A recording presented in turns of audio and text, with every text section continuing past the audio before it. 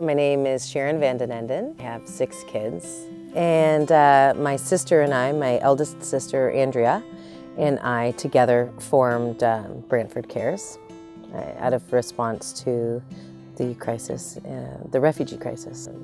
My husband was talking to me about the refugee crisis because he heard it on the CBC when he was driving to work.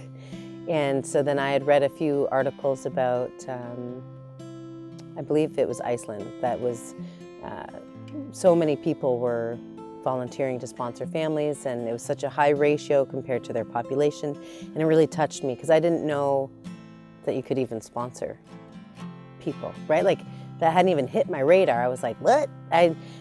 Sad things happen and you don't know what you can actually do other than, give money to the Red Cross or World Vision and writing checks is super okay, but I didn't know that there was something that I could do more than that. And actually, I believe I did call World Vision and I felt hopeless, and I called to make it something extra for the Syrians, and then so we started looking into sponsorships, and literally 2 or 3 days later was the photo of Alan Kurdi on the shore, and everybody went. That just struck it for everybody, right? People that had kind of been ignoring it, or it wasn't a big deal. Everybody went crazy. We used that as a launching point and a catalyst because everybody cared. And then we started looking into types of sponsorships more, and someone referred us to the MCC, which is the Mennonite Central Committee, and they do a type of sponsorship that's called a blended sponsorship. And because it was a blended sponsorship, we didn't need 5 people to pony up $7,000 to $8,000. It could be a community effort where somebody can give $1, somebody can give $5,000, and we can collect that money from different places instead of me having to find that many people that were that committed. Our family arrived in February, so February 12th. So it was a really fast turnaround. And so I've visited their home quite often. I've taken the children and my husband a few times with me.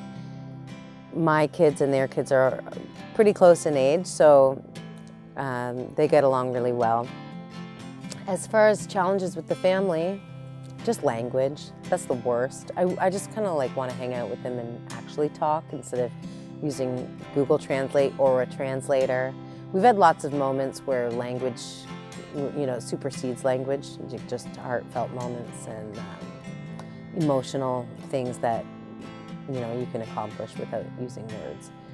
I mean, we'll be friends forever with the family, but even if the sponsorship ended, the amount of work that it took for this result, for 6 people to have safety, opportunity, for the children to have a future, it doesn't make any sense to think that, because it's been a lot of work, right? But the reality is the